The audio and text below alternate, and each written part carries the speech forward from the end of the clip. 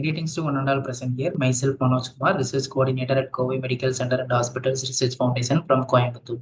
My topic is Understanding Gender and Rural-Urban Hypertension Disparities in India. Evidence from KMCH and CD study.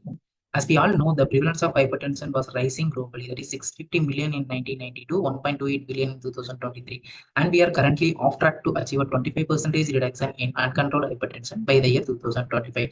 Despite this alarming list, this study aimed to identify the prevalence of hypertension and its coexistence with diabetes among rural and urban population. In the year 2015 and 2016, we conducted a weekly community-based study every Sunday in rural Nalambatti and urban Kalapatti, both located in Coimbatore district. We utilized a random sampling method and included native residents over the age of 20 years. We excluded pregnant women, non-residents, and individuals under 20 years of age.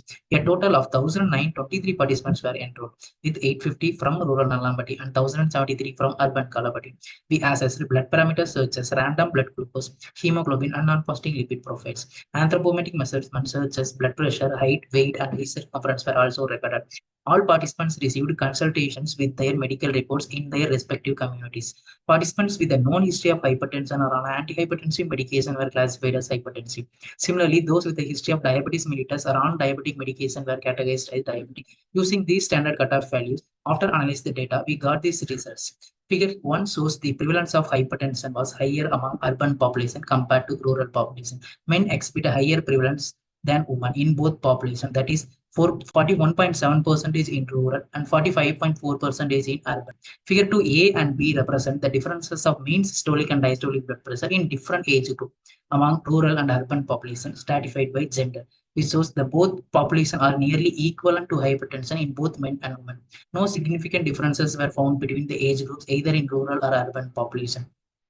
So these figure 3 represent the coexistence of hypertension and diabetes prevalence among rural urban population, where figure 4 represent the same coexistence stratified by gender prevalence. This figure 3 shows that hypertension and its coexistent group was more prevalent among rural population, that is 16.2% in pre-hypertension, 9.9% in hypertension group, 13.9% in hypertension coexistence with pre-diabetes, and 18.6% is in pre-hypertension coexistent with pre-diabetes group, whereas diabetes and its coexistent group was more common among urban population.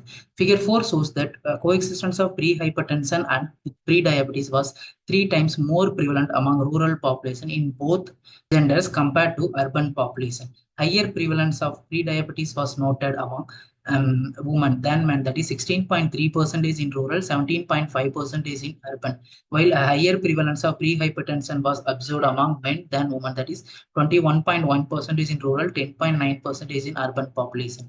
Using a multinomial logistic regression, we checked whether the hypertension and its coexistent group were associated with factors such as smoking habits, alcohol consumption, tobacco chewing, overweight and obesity, unemployment status, education, anemia, dyslipidemia, and hyperuricemia. Most of these factors were associated in women. Among men, there are no factors were associated.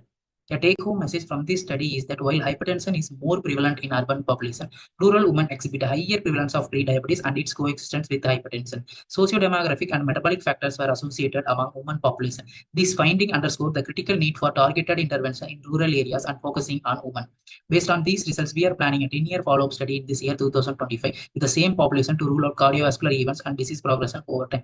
I would like to acknowledge the KMCH Research Foundation team and community population for all their supports and World Hypertension Congress 2025 for giving this wonderful opportunity. Thank you.